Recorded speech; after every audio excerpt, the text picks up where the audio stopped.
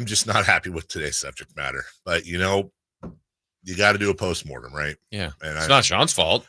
Not at all. It's just, it's like we were just talking about the loss of a loved one. And I get this is sports and all that, but it's like, then you have the phone call with your brother where you like talk about the memories of Grandpa Joe. And it's a bittersweet conversation. Right. Yeah, that type of thing. We'll bring him in right now. Good morning, Sean. How are you?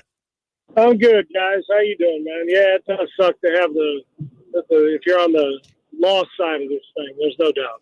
Sean, would you say, let me just back up and ask you, you have the other overtime game when the Falcons blew that lead to the Patriots, and I'm sure there's others, but where would you rank just from a play standpoint and entertainment standpoint overall, where would you rank Sunday's game? The first half was a little mid, as the kids say, but if you like defensive, both defenses getting after it, some 3 and outs, where you start to think, damn, every single snap is going to be, this is going to be one of those 13-10 games. I would have never thunk it. Bob Greasy's Miami Dolphins type game. But as it started to roll and we kicked into the second half, the stars shine and, they did what they did. And hell, what was the over under 47.5? Yeah. So it ranks. It's obviously that I've seen better, more exciting performances, but the finish, we always want last possession finishes. You got it. So I thought it was maybe I look at it different from a former, as a former player, but I thought it was a hell of a game because I wasn't just looking at the entertainment value, the depth of like Spagnola's ability to blitz at the right time and not get away from it. Kyle probably getting a little too cute at times and not making sure McCaffrey was constantly, if I'm going to go 3 and outs, I want to go 3 and outs and kill some clock. And I love Kyle. The pressure that now he's going to be under for the next time. I mean, I take all that into the game. I was entertained, and I thought there were some great plays, but I thought it was just a grinded out good football game. Do you look back and say 6 to 8 plays were the difference? Yeah, and Sean, it didn't feel like there was one thing. It never is, right? In a team sport, you could go to any play. But as the Niners have to sit on this, I mean, they're the ones that have to dwell, and it stinks for them, but they're going to stew on it for an off season. What do you think collectively they will be thinking of most as to why they didn't hoist the trophy? Well, first off, it's Kyle's draw of the fact that he gets Brady and Mahomes every time he's in these things. Yeah. That's the first problem, is you got to face and put Joe Montana in there, and you're facing two guys that it doesn't matter. You could have 15 cats on the field at the same time on defense, and trying to stop those guys is just different, even though I thought both defenses played damn good. As far as 49ers go, you'll look, and they're going to look at stuff that even we wouldn't even talk about. Were they on the last? I'll give you 3 or 4 instances real quick.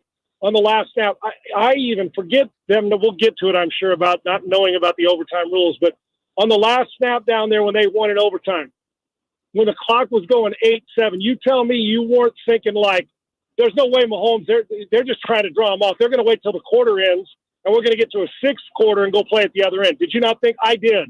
It got down to 7. The motion started.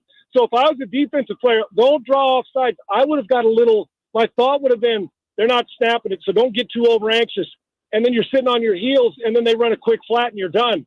They'll look back and say, were we really ready for what we were going to get there, or were we thinking next play, other end of the field? I thought the not blocking Chris Jones in the red zone, down there when you had a wide open flat route and Purdy couldn't set his feet, that if you're not going to block somebody, make sure it's not Chris Jones. You have to block him. You got to work inside out. To leave that guy unblocked and have a free run was basically inexcusable and created by some of Spagnola's stuff.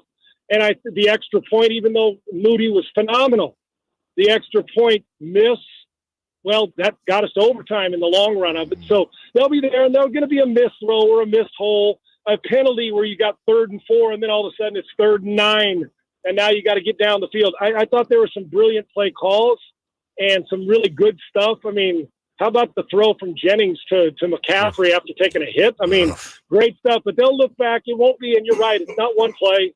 It'll look back at about 6 to 8, 10 plays and say, if I'd have just executed a little better, and you can't go 3 and out, 3 and out, 3 and out. You can't keep giving 15 chances.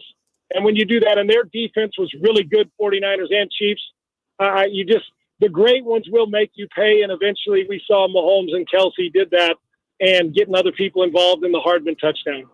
Sean Salisbury with us. It took Andy And Reid. special teams, Dave. I didn't mean to interrupt. You're right. It wasn't a muffed punt. It was a hit somebody else. He tried to field it. You say, well, just jump on it. But that part of the special teams, you give them the short field and they score the next play. And you probably, another thing, even though you like the field goals when they're from long distance, when you cross midfield, when you're playing Mahomes, you got to score touchdowns. Field goals aren't good enough. And you look at Andy Reid, for example, and it took him quite a long time, including some heartbreaks in the NFC Championship and the Super Bowl loss.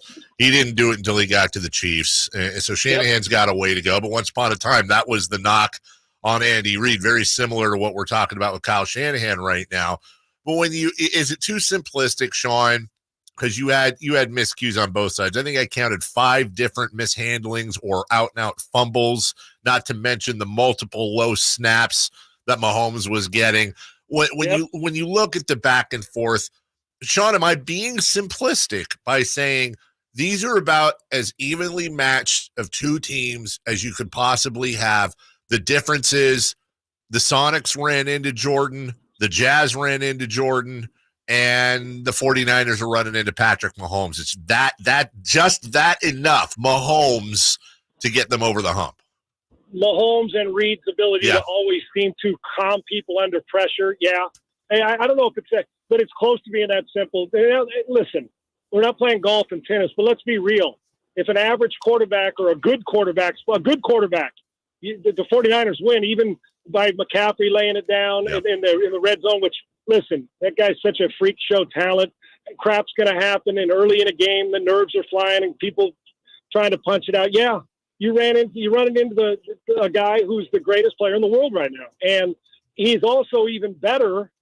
In like the first half, Purdy outplayed him, I thought, for 3 quarters. It just came down to the guy somehow, whatever it is, and we can't teach it, guys. We can't buy it. You can't manufacture it. You can't overcoach it or undercoach it.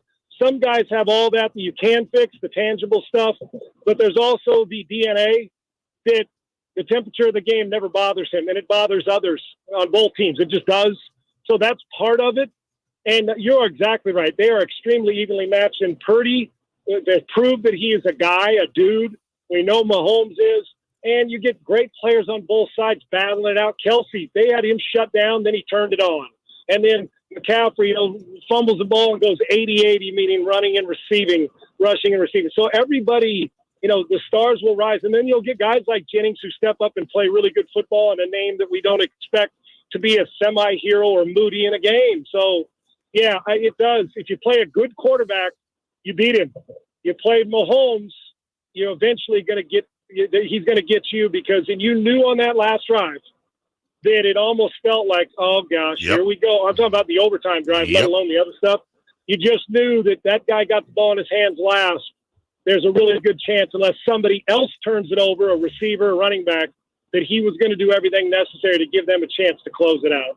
Talking with Sean Salisbury. Sean, I want to ask you as a player, that any down, any play, you could get hurt. It's the nature of the sport. But what's the shock to the system when an emotional leader, a physical player like Greenlaw gets hurt the way he did? I mean, everybody's just gutted for that. Now, they have to go on and play, but what's that like for the Niners, seeing that in real time and having to continue to play?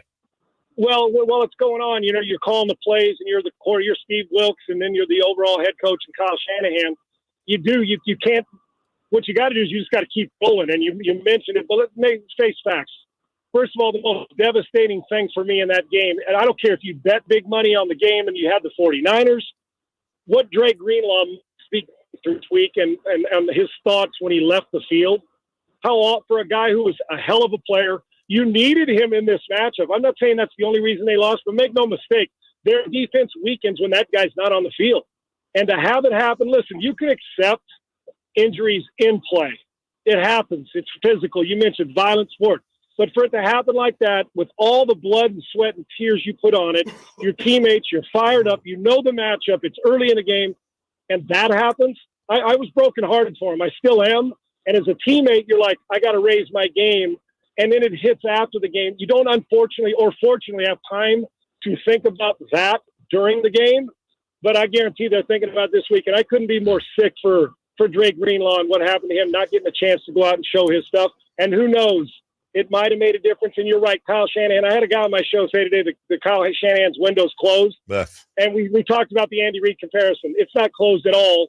They're still going to be the favorite in the NFC to be in the Super Bowl next year. They just got to get it fixed in the second half of a Super Bowl game. That's Sean Salisbury. I squinched my nose at Chris because I know we're up against the break, but God, I have so much more to talk to you about, and we'll finish this up and post-mortem this incomplete next week as well. Appreciate you, Sean. Appreciate your insight as always, my man. Thank you.